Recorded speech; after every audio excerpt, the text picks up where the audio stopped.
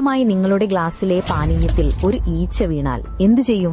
നമ്മളിൽ മിക്കവരും അത് വലിച്ചെറിയും. എന്നാൽ ഇങ്ങനെ സംഭവിക്കുമ്പോൾ പ്രവാചകൻ സ്വല്ലല്ലാഹു അലൈഹി വസല്ലം നൽകിയ നിർദ്ദേശം തികച്ചും വ്യത്യസ്തമായിരുന്നു. ഈച്ചയെ പാനീയത്തിൽ പൂർണ്ണമായും മുക്കിയ ശേഷം നീക്കം ചെയ്യുക. അദ്ദേഹം വിശദീകരിച്ചു, ഈച്ചയുടെ ഒരു ചിറകിൽ രോഗമുണ്ട്, മറ്റേ ചിറകിൽ രോഗശമനമുണ്ട്. ഇതിലെ അത്ഭുതകരമായ വസ്തുത എന്താണെന്നാൽ ആധുനിക ഗവേഷണങ്ങൾ ഈ ആശയത്തെ പിന്തുണയ്ക്കുന്നു എന്നതാണ്. ഈച്ചയുടെ ശരീരത്തിൽ ബാക്ടീരിയകൾ ഉണ്ടാവാമെങ്കിലും അതിന്റെ ചിറകുകളുടെ ഉപരിതലത്തിൽ ആന്റി മൈക്രോബിയൽ പെപ്റ്റൈഡുകൾ, അതായത് ദോഷകരമായ സൂക്ഷ്മാണുക്കളോട് പോരാടുന്ന പ്രകൃതിദത്ത രാസവസ്തുക്കൾ അടങ്ങിയിട്ടുണ്ടെന്ന് ശാസ്ത്രജ്ഞർ കണ്ടെത്തി. ഈച്ച പൂർണ്ണമായും മുങ്ങുമ്പോൾ ഈ സംരക്ഷിത പെപ്റ്റൈഡുകൾ കൂടുതൽ പുറത്തുവിടുന്നു. ഇത് രോഗകാരികളെ നിർവീര്യമാക്കാൻ സഹായിച്ചേക്കാം. ചിന്തിച്ചു നോക്കൂ, എഴുത്തും വായനയും അറിയാത്ത ഒരാൾക്ക് മൈക്രോസ്കോപ്പുകളോ ജീവശാസ്ത്ര പഠനങ്ങളോ ഇല്ലാത്ത ഒരു കാലഘട്ടത്തിൽ ഈച്ചയുടെ ശരീരത്തിലെ ഈ സന്തുലിതാവസ്ഥയെക്കുറിച്ച് എങ്ങനെ അറിയാൻ കഴിഞ്ഞു? ഇതൊരു ചെറിയ കാര്യമല്ല. വിശ്വാസത്തെയും ശാസ്ത്രത്തെയും കൂട്ടിയിണയ്ക്കുന്ന ഒരു സൂക്ഷ്മമായ